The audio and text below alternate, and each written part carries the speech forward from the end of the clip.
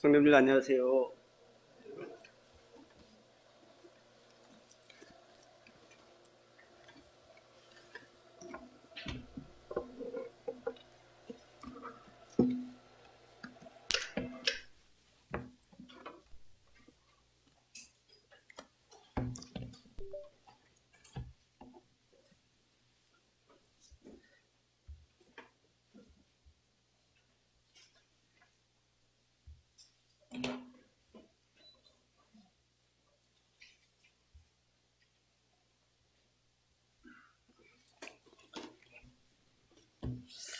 어, 사도행전에서 사도 바울의 전도 여행 두 번째 전도 여행 시작한 지 이제 오늘 네 번째 시간 됐습니다.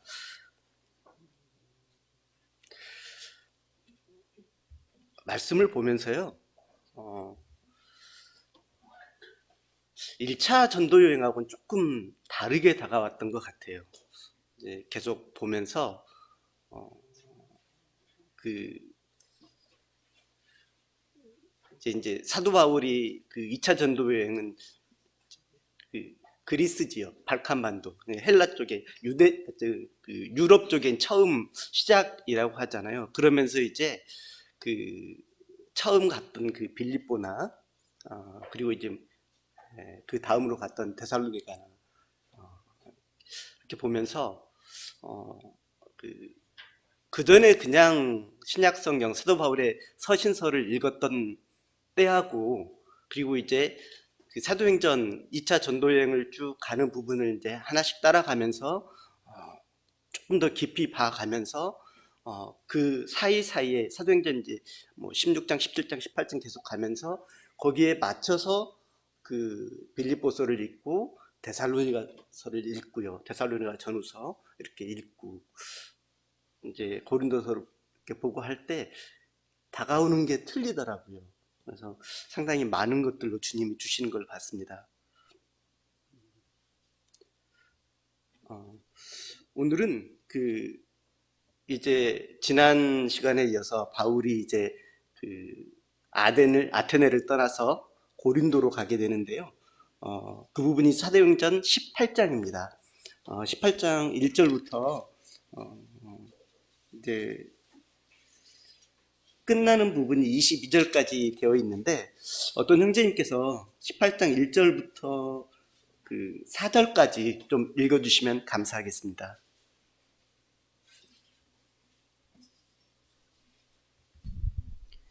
사도행전 18장 1절부터 4절까지입니다.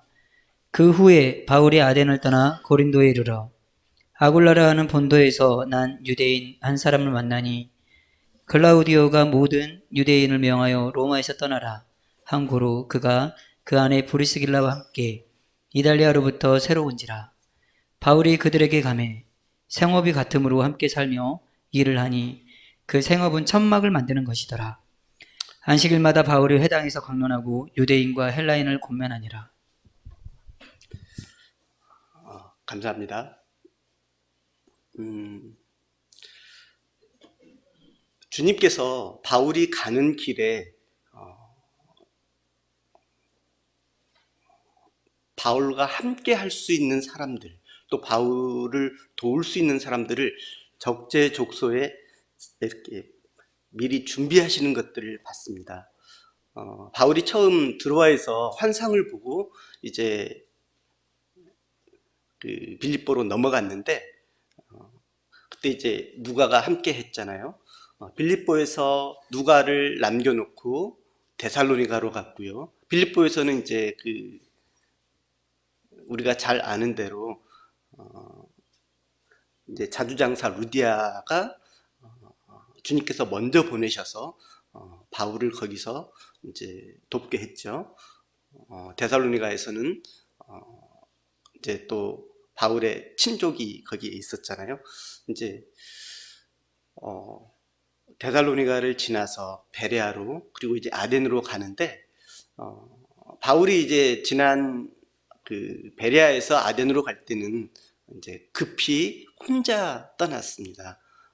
그래서 이제 그 베레아에다가 신라와 그리고 디모데를 남겨두고 바울만 아덴으로 갔고 거기에서 이제 그 바울을 인도했던 사람들에게 속히 실라와 디모데를 나에게 보내라 이렇게 이제 명령을 했죠. 그런 바울이 이제 아덴에서 이제 유명한 아레오파고에서 설교를 하고 말씀을 이방인을 위한 설교라고 하는데 말씀을 전하고 그리고 이제 다시 이동을 하는데요. 보면 아테네에서는 이제 거의 혼자 있었다라고 보는 게 맞을 것 같아요. 이제 그 아테네에 있는 지금 보이는 사진은 그 아테네 그 아크로폴리스의 가장 꼭대기에 있는 파르테논 신전입니다. 그리스 자체가 정말 많은 신들로 이렇게 자리를 잡고 있는데요. 신들의 숫자가 한 360몇 이렇게 된다고 해요. 그리고 신들이 이제 보통 신 하면 아주 무한한 능력을 가진 뭐 그 정도로 생각할 쉽게 저희들은 그렇게 생각하는데 그리스 사람들은 그러지 않고요. 거의 그 사람과 거의 비슷한 다만 죽지 않고 오래 사는데 사람과 거의 비슷한 그 정도로 생각을 하는 것 같습니다. 그들이 이제 그 아테네 지금 보이는 사진은 아테네 파르테논 신전이고 유네스코 세계 문화유산에 1호로 지정되어 있는 것들입니다. 굉장한 자부심을 가지고 있는 것이고요.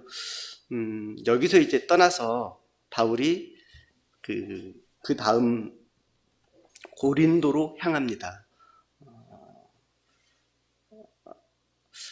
아테네에서 이제 몇몇 바울이 하나님의 말씀을 전했을 때 나중에 들을 테니까 다시 한번 들을 테니까 나중에 보자라고 하는 사람도 있었고요. 또 비방하는 사람도 있었고 믿는 사람도 있었죠. 이제 그러한 아테네를 뒤로 하고 바울은 고린도로 향합니다. 사실 바울이 아테네를 가기까지는 물론 유럽 자체가 처음부터 계획되어 있었던 건 아니지만 아테네 같은 경우에도 급하게 갔던 곳이에요. 베레아에서 거리가 워낙 멀기 때문에 그가 이제 어떤 죽음의 위협에서 도망치면서 아테네까지 갔거든요.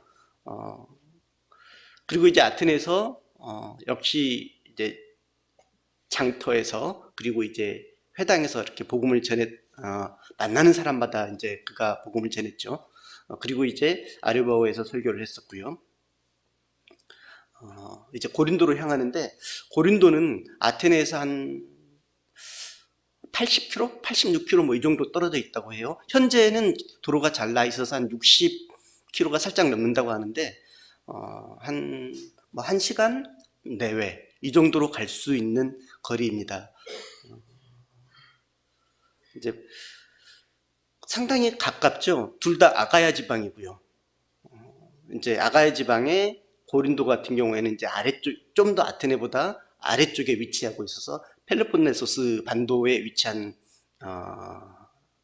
도시이고 아테네 이제 아가야의 가장 위쪽에 위치하고 있는데 굉장히 서로 어쨌든 가까워요. 86km 뭐 걸어서 간다고 하면은 한 하루 반 이틀 정도 면 갈 수 있는 그런 가까운 거리인데 그렇지만 두 도시가 정말 판이하게 다릅니다. 아테네 하면은 이제 철학의 도시고 지성의 도시고 물론 이제 그런 것들을 떠나서 물론 그 그리스 전역은 전부 다 우상과 관련된 도시라고 보면 그런 나라라고 보면 맞습니다. 이제 그런 와중에서도 이제 아테네 같은 경우에는 철학의 도시라고 하고요. 반면에 고린도는 어떤 도시냐?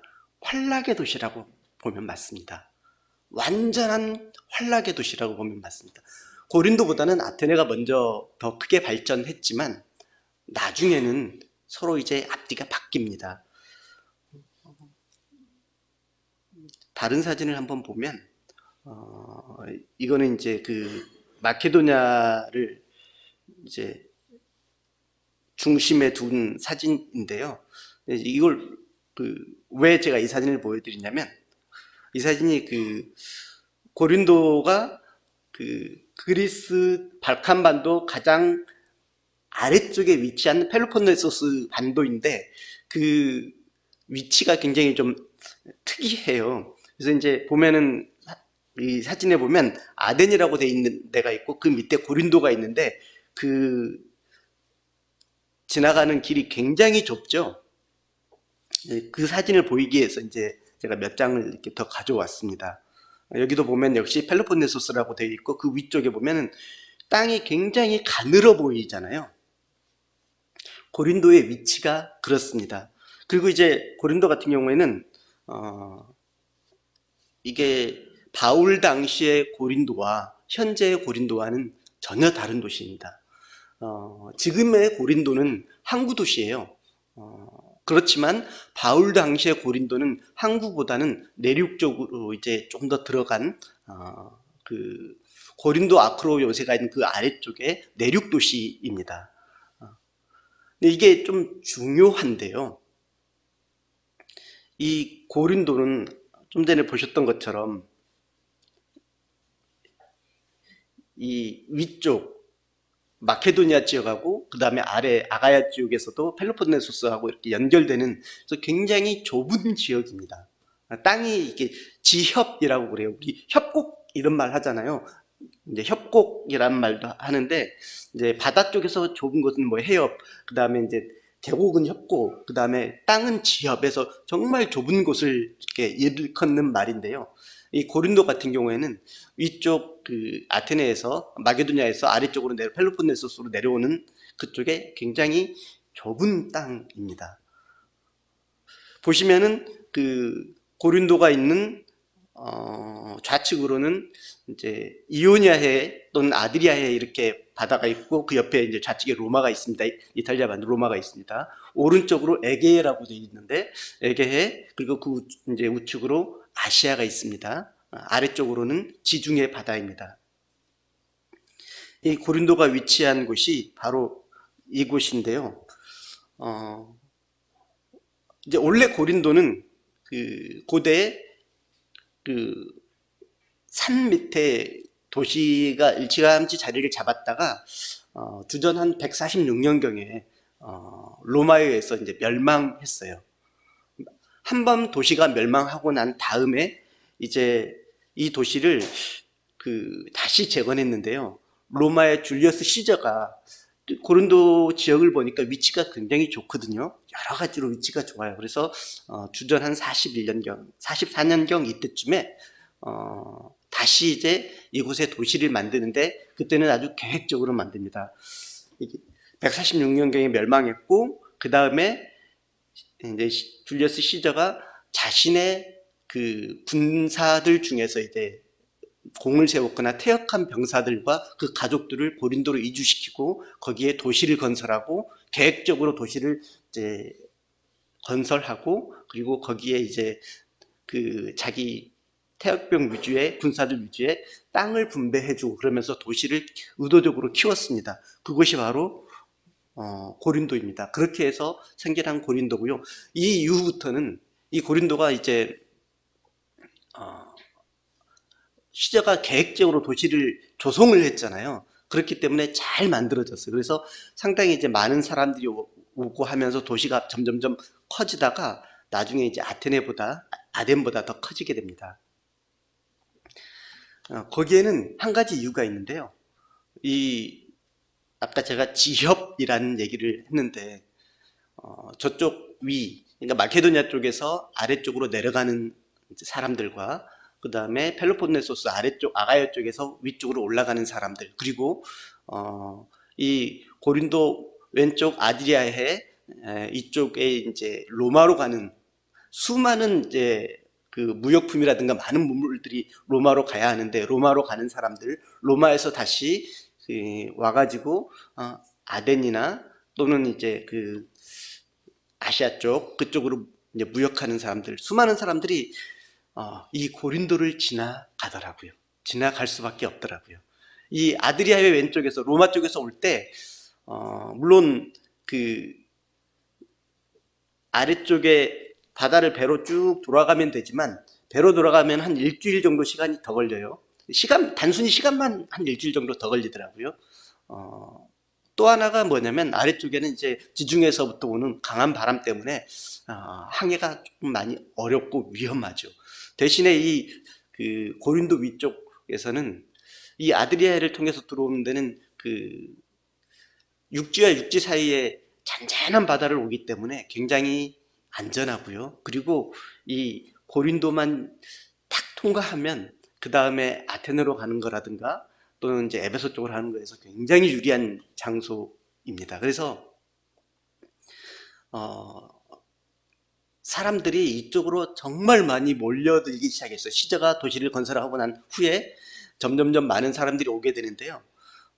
이곳에 이제 그 로마에서, 이탈리아에서 뭐 무역품을 배로 싣고 이쪽 고린도까지 이쪽으로 오게 되는데, 그때는 고린도가 이제 내륙 도시였으니까, 항구 도시는 아니었으니까요. 이제 고린도가 있고, 내륙에 도시가 있고, 고린도 서쪽에 라카이움, 레기움이라고 하는 항구가 하나 있었고, 고린도 동쪽으로는 이제 우리가 잘 아는 성경에 나오는 갱그리아 항구가 있습니다.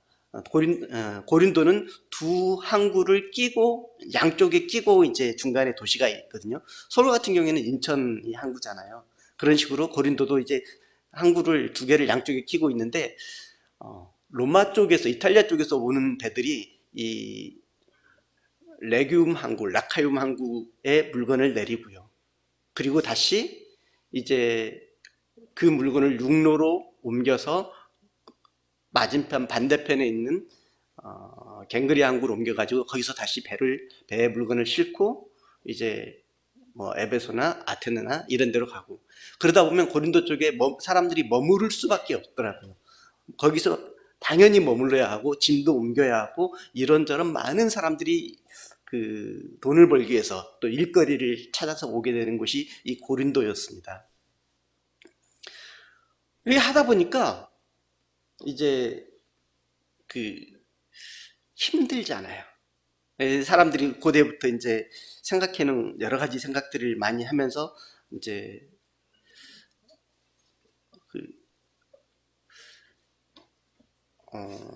이제 로마 같은 경우에는 많은 유대인들을 이제 잡아다가 이쪽에서 이제 짐을 옮기는 데 쓰기도 하고 그랬는데요. 이 사진은 이제 고린도 내륙에 있는 이 산의 높이가 한 600m가 좀 안 되는 것 같아요. 570 몇 미터 정도 되는 것 같은데, 산 아래쪽에 고린도 도시가 있고 내륙 도시입니다. 원래 도시, 지금의 도시는 아니고요. 그리고 이제 그 산 위쪽으로 아크로 고린도가 있고 그 위에 이제 그 아프로디테 신전이 있습니다. 우리가 잘 아는 비너스 있죠? 그 비너스 신전이 여기 있습니다. 사람들이 이제 굉장히 많이 이 고린도로 몰려들죠. 그리고 이제 그 몰려드는 사람들 때문에 항상 활기차고 항상 이제 많은 일이 일어나고 또 많은 돈이 오가고 상업적으로 이렇게 바뀌게 됩니다. 이 고린도가 이런 이제 지형적인 이점 때문에 그런 것도 있고요. 우리 지금 올림픽 하죠. 올림픽 4년에 한 번씩 하잖아요. 이게 이제 원래 그 고대 고린도 쪽, 그러니까 이제 여기에 고대 도시에서부터 이제 그게 됐는데, 고린도를 기준으로 해서 그 주변 나라들, 고대 도시 국가에서 이제 이 올림픽과 비슷한 그런 경기들이 이제 있습니다. 근데 특히 이쪽 그 나라들 중에 펠로폰네소스 아래쪽에 중앙에 있는 스파르타라고 하는 나라하고 아테네라고 하는 나라, 이 도시국가들이 이제 이 두 도시국가가 많은 전쟁을 했었죠. 원래는 같은 문명이었다가 스파르타가 이제 도리아의 침략을 받으면서 이제 그 사람들이 이룩한 이제 나라와 이렇게 상충되면서 많은 전쟁을 했는데요. 그러한 전쟁 속에서도 이 사람들은 이제 그 운동 경기를 하면서 그 기간이 되면 전쟁을 멈추고 이제 운동 경기를 하는 그런 것들이 지금의 올림픽까지 연결되어 있는데요. 고린도를 중심으로 4개의 그 올림픽과 비슷한 제전이 있었습니다. 지금 우리가 이제 하는 올림픽은 올림피아 제전에서부터 비롯됐고요. 고린도를 기준으로 해서 델포이에서 이제 피티아 제전과 여기는 이제 그 아가야 맨 끝쪽이죠. 그리고 이제 그 아래 고린도를 중심으로 해서는 이스트미아 제전하고 네메아 제전 이렇게 있는데, 이게 이제 올림피아 제전은 이제 보통 4년이죠. 피티아 제전도 역시 4년에 한 번씩 열렸어요. 그리고 네메아 제전하고 이스미아 제전은 2년에 한 번씩 열렸습니다. 근데 이제 이 중에 이스미아 제전하고 네메아 제전이 고린도 옆에서 이제 있었어요.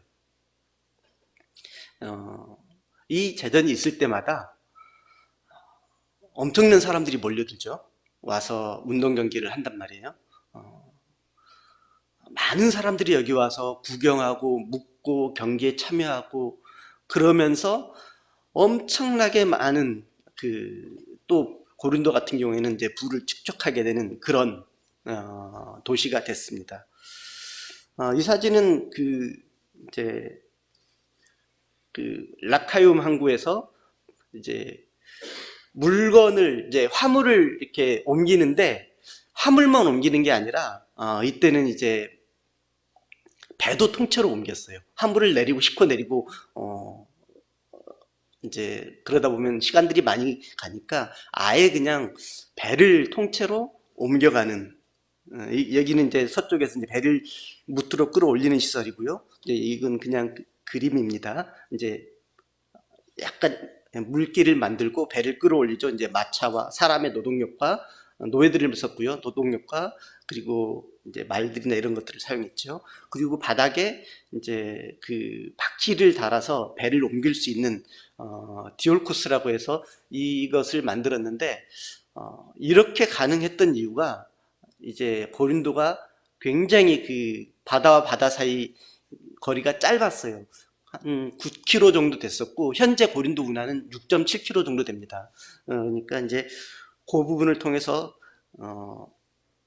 지금 여기는 이제 바퀴 자국이에요. 배를 실어서 옮겼던 바퀴 자국. 이런 식으로 이제 배를 라카이움 항구에서 이제 그 옆에 있는 갱그리아 항구까지 옮겼습니다. 이거 같은 경우 이제 고린도 현재에 있는 고린도 운하의 모습이고요. 많은 사람들이, 많은 왕들이, 네로 같은 경우에도 이제 이 고린도에 운하를 건설하려고 시간이 많이 걸리잖아요. 그러니까 이제 차라리 운하를 건설하면 정말 이제 많은 시간도 절약하고 또 돈도 붙죠. 그래서 네로 같은 경우에는 유대인들을 굉장히 많이 잡아다가 여기서 이제 운하 건설에 이렇게 투입을 했지만 사실 다 실패했습니다. 네로가 이제 디올코스 자리에 운하를 건설하려고 디올코스를 걷어내고 거기에 땅을 파서 이제 운하를 건설을 시도를 했는데, 네로뿐만 아니죠. 수많은 사람들이 건설을 시도를 했는데, 워낙 지금 사진에도 보시면은 여기가 완전 안반층이에요. 뭐 웬만한 장비로는 현대와 같은 장비가 없잖아요. 깰 수가 없습니다. 웬만해서는. 그래서 이제 수많은 사람들이 시도했다가 실패한 고린도 운하죠. 세계 3대 운하 중에 하나가 고린도 운하입니다.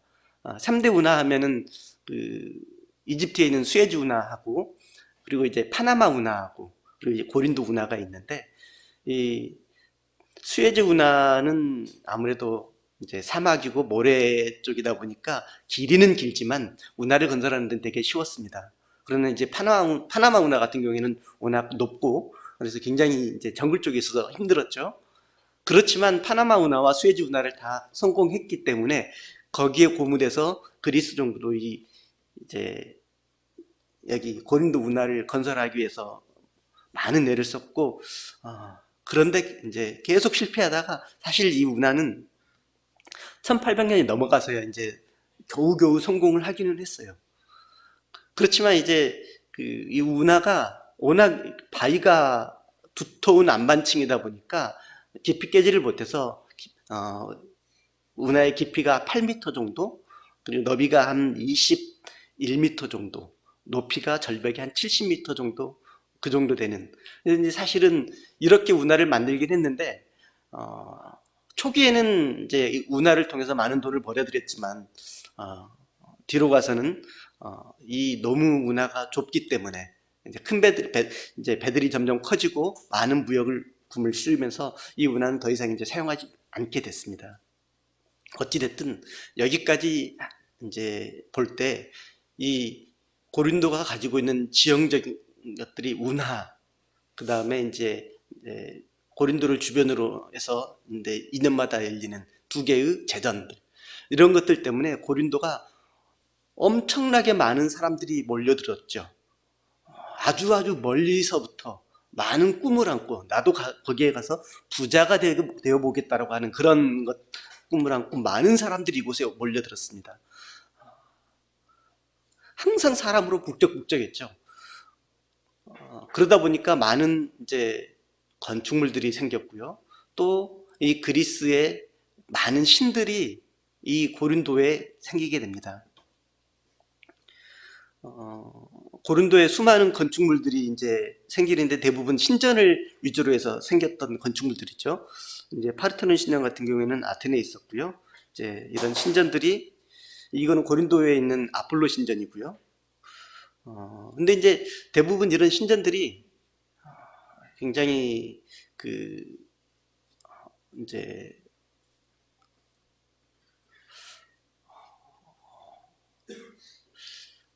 굉장히 좀 좋지 않은, 이제 성적으로 문란한 신전들일 수밖에 없었던 그런 곳이죠. 이제 아폴로 신전도 마찬가지죠. 이제 그런 이제 곳인데, 바울이 바로 어디로 갔냐면 이렇게 사람들 붐비고요, 온갖 사람들로 난무하고요, 그리고 또 이제 많은 신들을 섬기는 그런 도시로 바울이 이제 간 겁니다. 복음을 전하기가, 하나님의 말씀을 전하기가 쉬웠을까요? 이제 바울이 이 고린도에 갔는데, 이제 아덴에서 고린도까지 갔는데 혼자잖아요. 이제 그가 그 큰 도시에서 많은 사람들로 붐비는, 그리고 사람들도 아마 굉장히 달고 달았을 거예요. 그런 곳에서 이제 복음을 전하기 위해서 갔는데, 혼자 갔는데 아마 쉽지 않았을 거라고 생각을 합니다. 그런데 하나님께서 어떻게 하셨냐면 적재적소에 바울을 도울 만한 사람을 두셨다고 했잖아요. 여기에서도 하나님께서 준비하신 게 있더라고요. 아까 읽었지만 2절에 누가 나옵니까?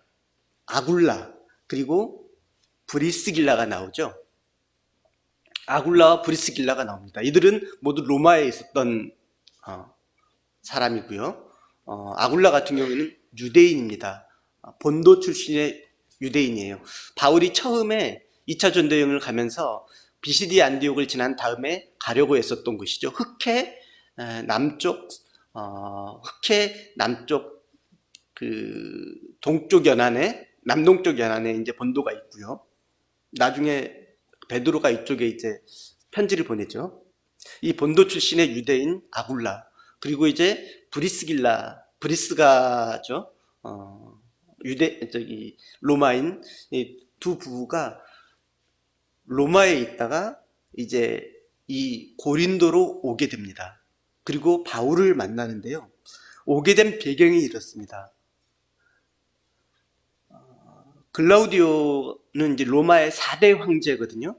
글라우디오가 모든 유대인은 로마에서 다 나가라 하고 추방령을 내립니다. 이제 원래 글라우디오는 헤롯 아그리파 1세하고 굉장히 친했습니다. 헤롯 아그리파가 글라우디오가 왕위에 오르는 것을 이제 물심양면 도왔기 때문에 이제 그가 죽기 전까지 굉장히 친해서 유대인들에 대해서는 굉장히 이제 선대를 했습니다. 유대인들이 아주 독특한 신앙을 가지고 있는데 그것도 인정해 줬죠. 그리고 이제 어떻든 유대인들한테서는 이제 편의를 많이 봐줬어요, 글라우디오가. 그런데 헤롯 아그리빠가 죽게 되고요.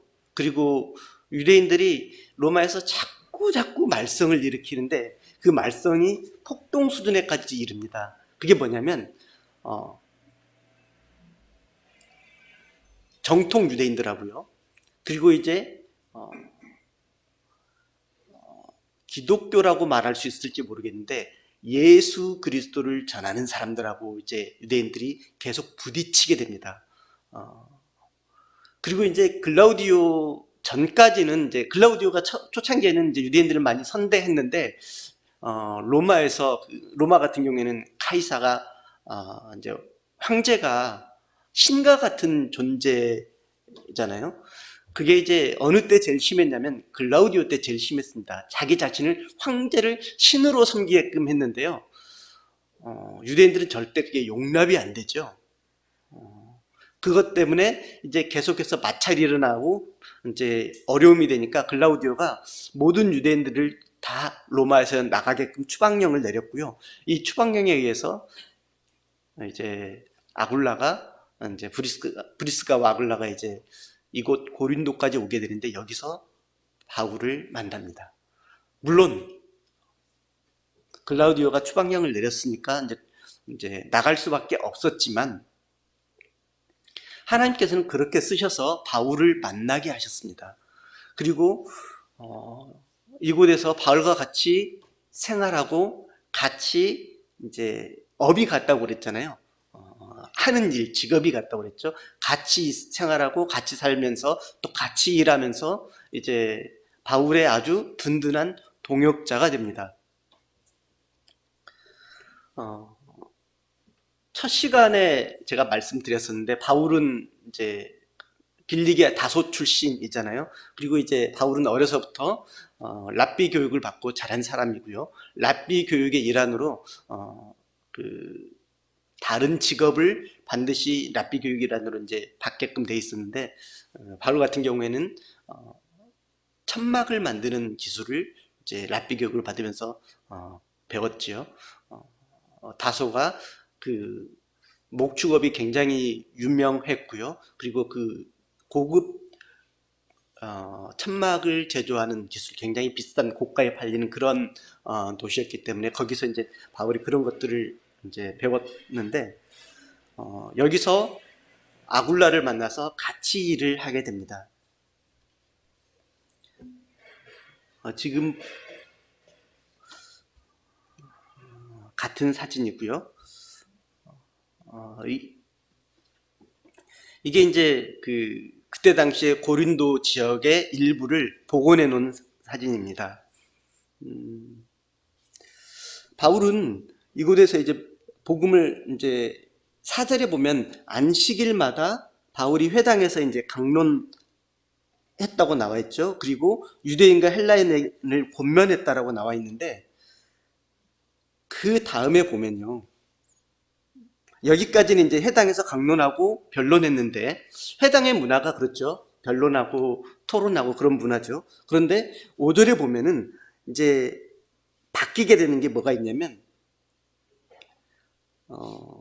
예수는 그리스도라 밝히 증거하니라고 이제 그 5절 마지막에 나와 있는데 4절까지는 이제 회당에서 이렇게 권면하고 토론하고 강론하다가 5절에 드디어 바울이 이제 5절부터 예수는 그리스도라고 이제 밝히 증언하는데 그 계기가 뭐냐면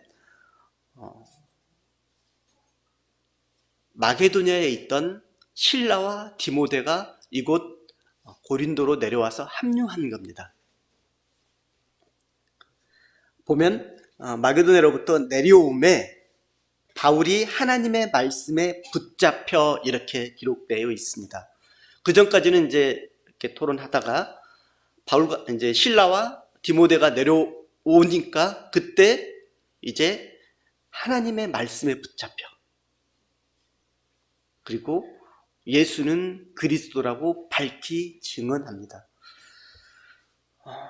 이 말씀 보면서요, 이제 아마 실라와 디모데가 바울이 이렇게 증언하는데 하나님의 말씀에 붙잡혀 증언하는데 굉장한 큰 계기 그리고 굉장한 큰 힘이 되었을 거라고 생각을 해요. 그들이 함께 했을 때 계속해서 이제 2차 전도여행 바울과 함께 했던 동역자들이잖아요. 근데 계속 떨어져 있다가 그들이 왔을 때 이제 하나님의 말씀에 붙잡히게 됩니다. 그리고 예수는 그리스도라고 밝히 증언하게 되죠. 고린도후서에 보면 그리스도의 사랑이 우리를 강권하신다라고 하는 말씀이 있습니다. 바울이 하나님의 말씀에 붙잡힌 것, 바로 하나님의 사랑이 우리를 강권하시는 것이라고 봅니다.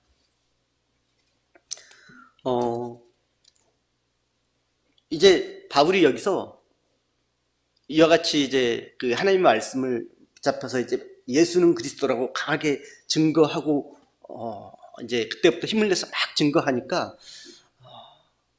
다시 이제 6절에 보면은 이제 그들이 대적하여 비방했다라고 나옵니다. 바울을 대적하고요, 바울을 비방하고요, 바울이 전하는 복음, 예수 그리스도를 전하는 복음을 비방하죠. 이때 이제 바울은 뭐라고 하냐면 나는 이제 이방인에게로 가겠다. 이게 말씀 6절에 이제 계속해서 나옵니다. 그들이 바울이 전하는 예수 그리스도, 예수가 그리스도라는 것을 받아들이지 않자 바울은 이제 나는 이방인에게로 간다라고 말하고 7절에 누구를 만나냐면 거기서 거기서 옮겨 하나님을 경외하는 디도 유스도라는 사람의 집에 들어가니 그 집은 회당 옆이더라. 그 전까지는 바울이 회당에 가서 이제 강론하고 변론하고 그랬어요.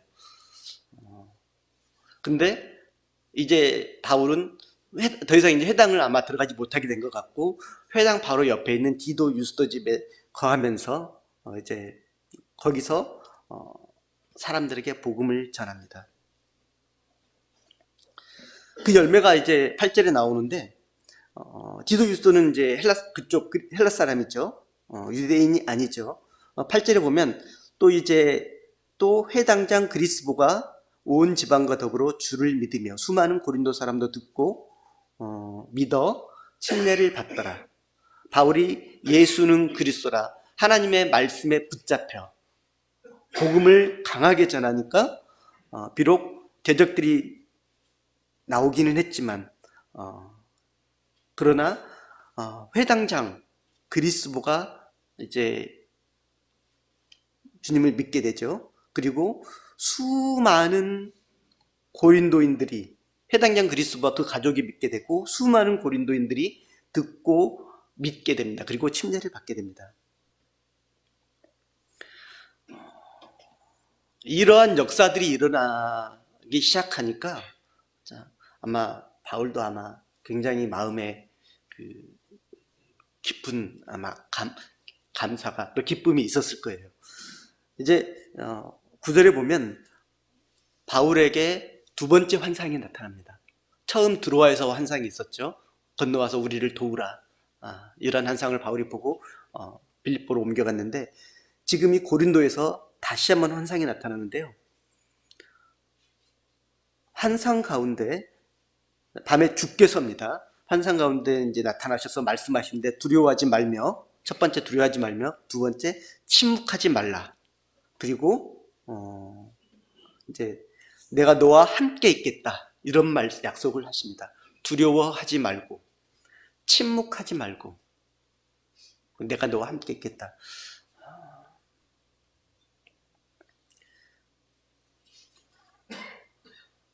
이게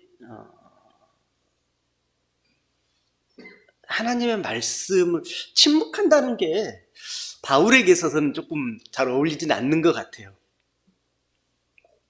근데 왜 그랬을까요? 주님께서 두려워하지 말라고 말씀하셨을 때 바울에게는 아마 그러한 두려움을 아마 엄습해 있었을 겁니다. 고린도전서를 보면은 바울이 되게 정말 두려워하고 떨었다고 되어 있기 때문에 이 고린도에서 하나님의 말씀에 붙들려고 그가 복음을 전하고 있지만 언제든지 그의 생명을 위협할 수 있는 곳이기 때문에 바울에게는 아마 많은 두려움이 있었을 겁니다. 그때 주님은 두려워하지 말라고 말씀하셨고요. 두려움에 잠잠할 수 있는, 그러나 주님께서는 잠잠하지 말고, 침묵하지 말고 말씀을 전하라고 합니다. 내가 너와 함께 있겠다라고 하는 약속을 주시면서요. 그리고 그러죠. 이 성 중에, 이 고린도 성에, 이 문란한 환락의 도시에 내 백성이 많다라고 말합니다. 보통 하나님께서 내 백성 그러면 내 백성 이스라엘이잖아요. 내 백성 이스라엘인데 여기서 이제 고린도 지역을 놓고 그렇게 말씀하십니다. 이 성에 내 백성이 많다. 바울은 이제 바로 전에 나는 이방인에게로 가겠다라고 말을 했는데 주님께서는 이 성 중에 내 백성이 많다고 말씀하십니다. 곧 거기에 있는 모든 사람들, 유대인들을 말하는 게 아니라 이방인들을 통틀어서 모두 하나님의 백성으로 지금 이야기하고 있는 것으로 봅니다.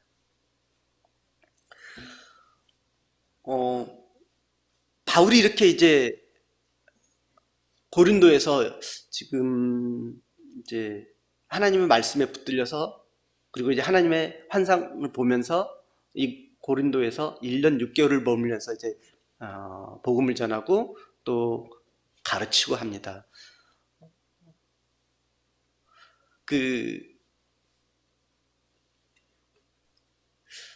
저쪽 마게도냐에서 신라와 이제 실루기아죠. 신라와 디모데가 내려왔잖아요. 신라와 디모데가 내려올 때 뭘 가지고 왔냐면 데살로니가의 소식을 가지고 왔어요. 바울은 데살로니가를 이제 밤에 급하게 떠났잖아요. 도망치듯. 신라와 바울이 데살로니가에서 베레아로 이제 도망치듯 떠나고 디모데는 후에 나중에 이제 합류하거든요. 그리고 다시 베레아에서 바울은 혼자서 또 도망쳐서 아덴으로 왔죠. 결국 이제 특히나 이제 이 베레아보다는 데살로니가 같은 경우에는 굉장히 핍박이 많았어요.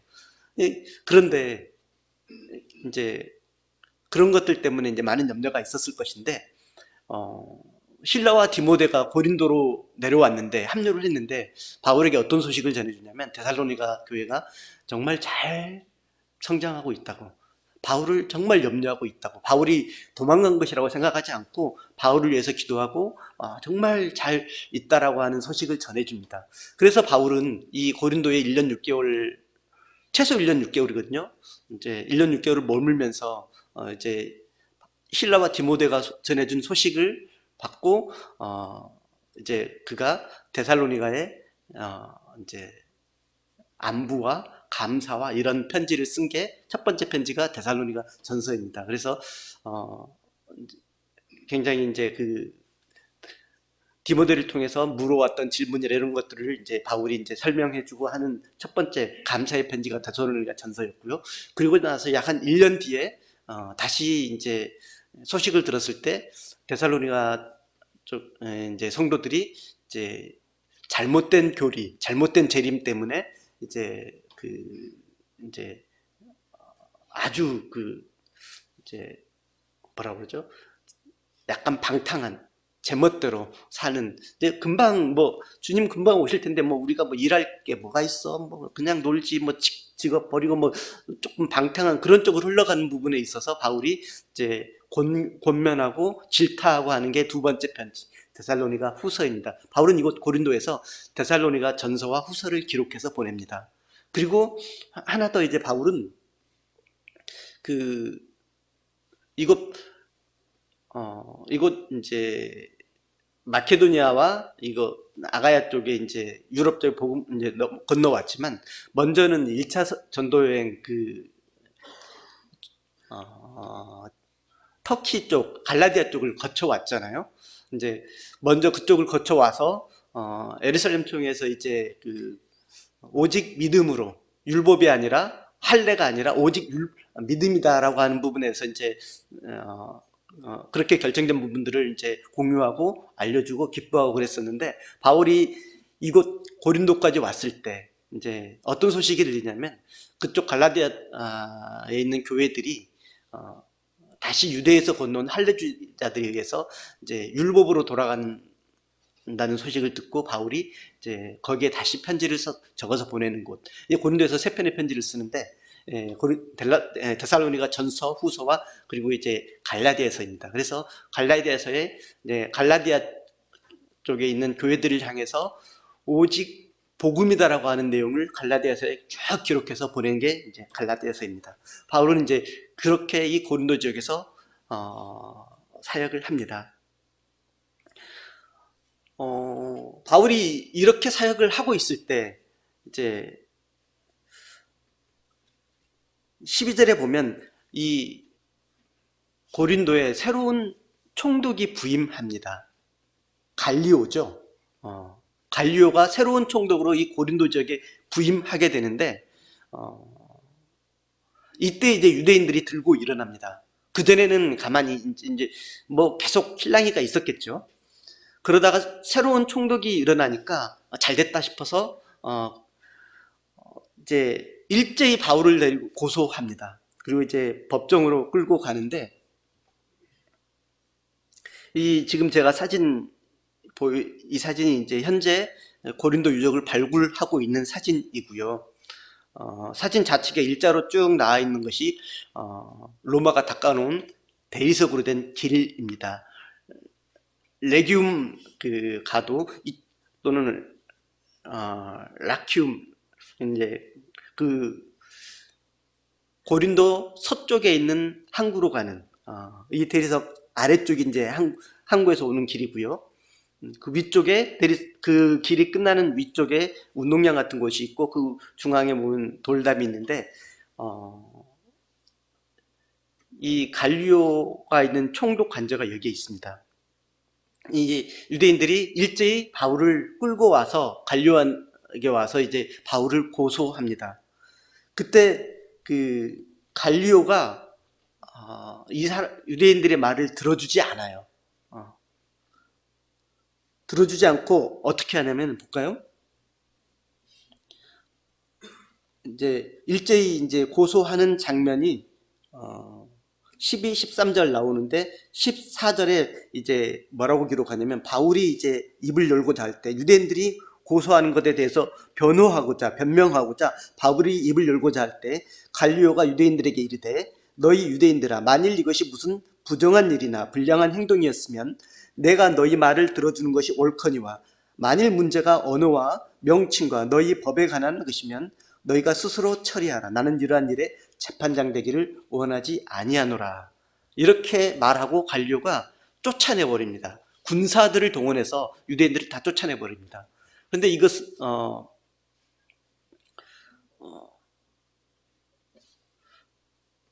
이 시기가 이제 로마에서 이제 갈리오를 총독으로 임명한 사람은 글라우디오 황제거든요. 근데 이 시기가 로마에서 이제 유대인들을 다 추방령 내렸던 그 시기잖아요. 그리고 이제 그 시기가 지난 고 원절이인데, 사실 이렇게 하기까지는 갈리오도 쉽지 않은 결정일 거라는 생각을 해요. 왜냐하면 황제가 그런 추방령을 내렸고, 그런 이제 어떤 배경을 등에 업고 유대인들은 이제 황제에게 지금 바울을 고소하고 있는 거니까요. 근데 갈리오는 바울이 변호하려고 하는 것을 막고 본인이 그냥 끝내버립니다. 그리고 전부 다 쫓아내버립니다.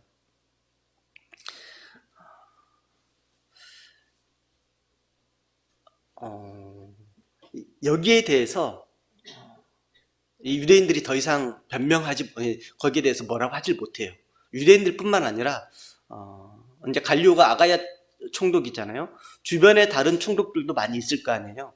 이게 갈리오가 내린 결정이 판례처럼 돼서 다른 지역에서도 바울이 복음을 전하는데 이것이 판례처럼 돼서 더 이상 유대인들이 이제 대놓고 이렇게 방해를 못하게 됩니다. 갈리오 같은 경우에는 이제 그 누구냐면 갈리오의 동생이 세네카라고 이제 로마 이 글라우디오 황제 다음 황제가 네로 황제거든요. 네로 황제의 스승이 세네카입니다. 그 갈리오의 동생. 그리고 이제 갈리오 같은 경우는 원래 스페인 사람인데 굉장히 좋은 집안. 아버지도 굉장한 수학자였고요. 그리고 이제 로마에서 다른 이제 갈리오 집안으로 양자로 굉장히 뛰어난 사람이었기 때문에 양자로 갔었고, 또 찾아보면 인품도 굉장히 좋다고 나와 있더라고요. 그런 갈리오가 이 유대인들의 고소를 그냥 묵살하고 이제 유대인들을 다 쫓아내버리죠. 그리고 더 이상 관여하지 않겠다라고 합니다. 유대인들은 어쩔 수 없이 쫓겨났고요. 그리고 나서 쫓겨나면서 말씀해 보면 그들이 이제 회당장 소스데네를 잡아가지고 거기서 이제 법정 앞에서 때렸다라고 나와요. 앞전에 저희가 봤습니다만은 그 전에 해당장 그리스보와 그 가족이 믿고 이제 그 가족이 전부 다 믿었다고 그랬잖아요. 그리스보가 해당장이었을 때 이제 바울이 계속해서 회당에 들어가서 강론했었고요. 이제 이 해당장 그리스도가 또 그 가정이 그 집이 다 예수 그리스도를 믿고 돌아오게 되니까 이제 거기 회당장 자리에서 쫓겨나게 됐죠. 그리스도를 이어서 회당장이 된 사람이 소스데네입니다. 이제 회당의 문화는 전에도 말씀드렸듯이 회당장의 고난이 뭐냐면 그 안식일에 참여한 사람들 중에서 손님들이나 랍비들 중에서 회당장이 한 사람을 지목해가지고요. 회당장이 성경 말씀을 읽고요. 그 말씀에 대해서 회당장이 지목한 사람이 강론하고 이제 그리고 그 부분에 대해서 토론하게끔 할 수 있습니다. 그런데 이제 일단 그리스보는 이제 회당장에서 물러났고요. 그 다음 소스데네가 회당장이었는데 아마 지금 여기 이 갈리오가 유대인들을 다 쫓아내버리니까 해당장 소스데네를 잡아서 그 법정 앞에서 때리잖아요. 이 소스데네가 그 회당장의 위치에 있을 때 바울에게 많은 그 변론의 기회, 또 설교의 기회를 주었다라고 합니다. 이제 나중에 고린도전서 1장에 보면 바울이 이제 고린도 교회에 이제 나중 에베소에 있을 때 고린도 교회에 이제 편지를 이제 적어서 보낸 게 고린도전서인데 그때 보면 고린도전서 1장에 보면 편지의 발신자가 바울이죠. 근데 발신자가 바울과 소스데네입니다. 그래서 여기서 있는 그 회당장 소스데네와 함께 편지를 보내게 되는데요. 비록 이제 어려움이 있었고 또 그 유대인들에게 그 고소당하고 그렇지만 이처럼 이제 하나님께서 동역자 붙여주시죠. 또 환상 가운데 말씀 주시죠. 또 실라와 디모데 보내서 함께하게 하죠. 바울이 하나님의 말씀에 붙잡혀서 또 복음을 전하죠. 고린도에서는 바울은 이와 같이 전체 그 2차 전도 여행을 한 2년 반 정도 또는 많이 보면 한 3년 정도 보는데 그 중에 한 최소 1년 6개월 이상을 이 고린도에 머물면서 하나님의 복음을 전하고요. 그래서 이 고린도에서도 교회가 세워져서 이제 신약 성경에 굉장히 이제 큰 역할을 하게 됩니다. 바울은 이곳 고린도에서 머물면서 복음을 전하다가 그리고 이제 다시 갱그리앙으로 이동하고요. 갱그리앙은 그 고린도 동쪽에 있다고 그랬죠. 고린도에서부터는 약 한 9km 정도 떨어져 있고요. 한 3시간 정도면 갈 수 있는 거리입니다. 그 갱그리앙으로 옮긴 다음에 거기에서 바울이 이제 다시 배를 타고 에베소로 돌아갔다가 에베소에서 다시 이제 가이사랴, 예루살렘의 이제 외항이죠. 가이사랴로 넘어가고 거기에서 다시 이제 수리아 안디옥으로 돌아가면서 바울의 2차 전도 여행이 끝납니다.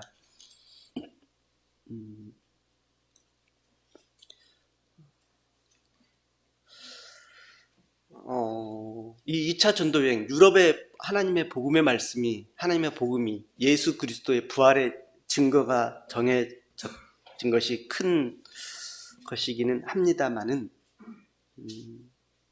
말씀 보면서 바울이 참,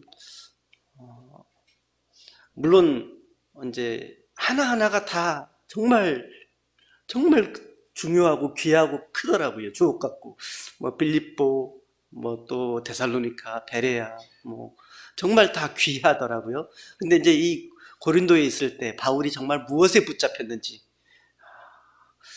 바울을 어떻게 하나님께서 강권하셨는지 이런 것들을 보면서 참 어떻게 살아야 하는지, 또 어떻게 또 하나님께서 우리를 사랑하셨는지 이런 것들을 많이 좀 생각하게 됐고요. 또 서두에 말씀드렸던 것처럼 이 전도 여행의 사이사이에 주어진 그 성경 이제 바울이 썼던 서신들 말씀들을 그 사이에다 놓고 중간중간에 이제 옮겨가면서 읽다 보니까 상당히 유익이 많이 됐었던 것 같습니다. 시간이 좀 지났네요. 네, 여기서 마치도록 하겠습니다.